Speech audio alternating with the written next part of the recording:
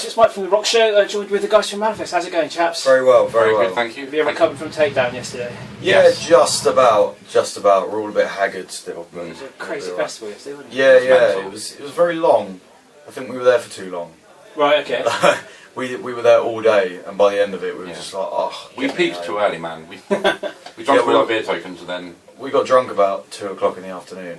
All right. And then we went on stage at like 9. When we had our hangover. Yeah, so we went on stage hungover. Which bands did you get to check out, or did you not see any? Saw Hacktivist. Yeah. And I think that was it, because all the times went to crap. I saw a bit of the band before, that were just like a drummer and a DJ. The Algorithm. Oh, Algorithm. I wanted to see them, man. A bit too blissed out, I thought. I was like really fired up for, proper metal and rock festival, and they kind of, it's more like trip hop for me. I think. Oh, really? Yeah, it was good. Have you heard their album? Yes, it's very dance orientated, I thought. But Yeah. the guitaring on it's sick. But Did it not come across like that live then? no, I thought it was a bit more sort of like almost like watching Portishead or something. It's very technical and drawn Yeah, it was in. well proggy. Yeah.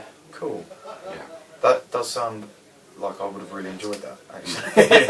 Definitely try and catch them live. Man. Yeah, I will. They're definitely good, but We're good friends with Mike. They're like the drummer. Okay. Obviously, like he's in Monuments and stuff Yes. as well. So we've known Mike for a few years, but I've never checked him out. I will do though. Yeah, do it, man. Definitely. Cool. The album 5 is out now. Yes. New label, Transcend. How's it all going with those guys? Really well. It's really nice working with people that give a crap. Cool.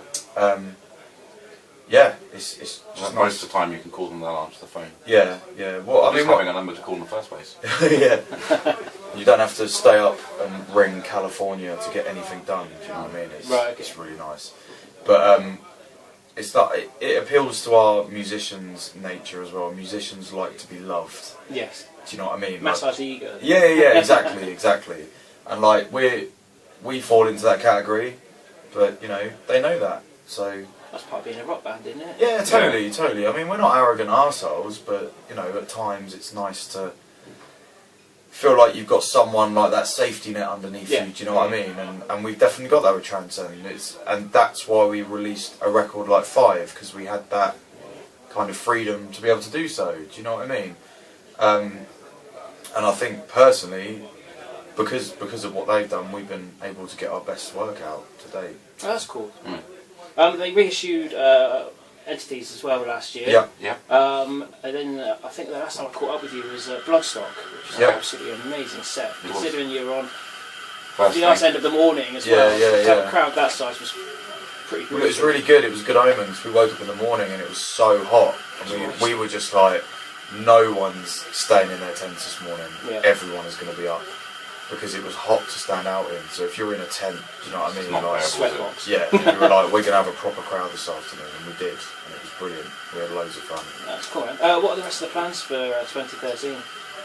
We're going to be obviously touring. Can't say too much about that. But more videos, more music. Cool. We're just going to be very, very proactive now as far as releasing is concerned. We're not too concerned about writing albums at the moment. Okay. We want to get. We don't want to leave it like 18 months or 2 years between cycles. We want to go like old school and just keep pumping out, like chucking out EPs. There's a lot of bands that are doing that at the moment. Yeah, Well, it just makes sense. You're at a point now with technology where you can get something that sounds like a decent record just in your bedroom. So like, why not be able to have a constant stream of music being available for people to hear like when you can do it? So it keeps you in the mind of everyone as well, because if you go away for 18 months to write something new, then everyone moves on to the next one. Why not do a few songs at a time every now and again, just like, here's a couple of new tracks for you, enjoy. Keeps you on the road as well, I guess. Exactly. Too many people go away and focus on writing an album, and it's like, look, unless you're Metallica or Tool or Deftones, someone, do you know what I mean? Someone that's going to come back and instantly sell millions of records, don't bother. Just get it out.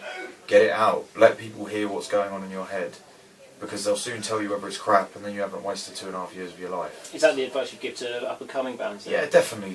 Yeah. Just suck it and see. Like, just keep going, because your sound is always going to progress. Oh yeah. And you might lose something because you sat on it for too long, and you're like, well, that's no longer relevant. But if you'd have got that out like a year before, 6 months before, you might have got some good tours out of it. And keeps it fresh for the people that you're trying to get a message across to people, and if that's moved on 6 months, it's no real. I think that's a key thing with like music being art as well. Like if you say wait a year and a half and then you do one big block of writing like 10 songs, then it's not going to be as good, because you're you know, if you're spreading it out across, like I want to write a song tomorrow and that comes out 3 months later because it can, then it's much more like five originally was going to be 5 tracks.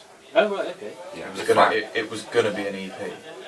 So 4 or 5 tracks, and then as we were getting up, we had another one ready, and we were like, bolt it on, we'll record it. Then we had another one, so we had 7 tracks, and we were like, we don't know how it's going to work, but we'll record all 7 because we can always keep 2 and do something with them later. Do you know what I mean?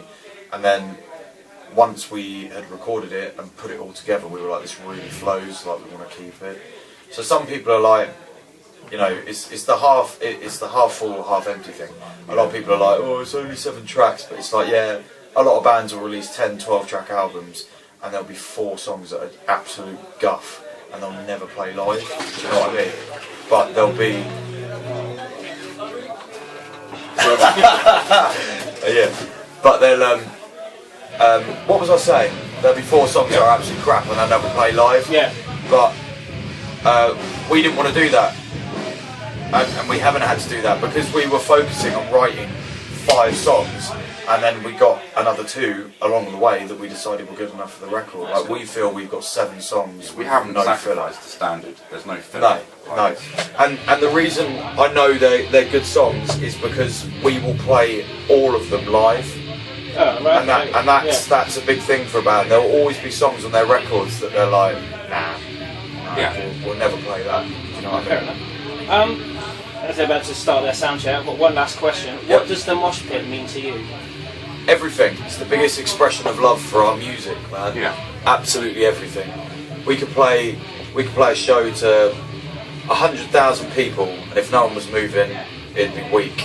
I'd rather play a show to 100 people and the whole room was killing themselves. From a fan perspective, like years ago, it was a big feeling of like unity, that everyone's on the same page, and like it's like when it was old school, you know, pushing and jumping, and that's what it was supposed to be like. Yeah. I mean, it's that moment where the band and the audience find that common ground, and it becomes one. Do you know what I mean? When the punters become part of the show, and that is the most important thing, in my opinion, about live music. We're not a band that stands there and waits for stuff to happen. Like, we're going to be going full throttle anyway. So, you know, if people want to join in, then that makes our day much better.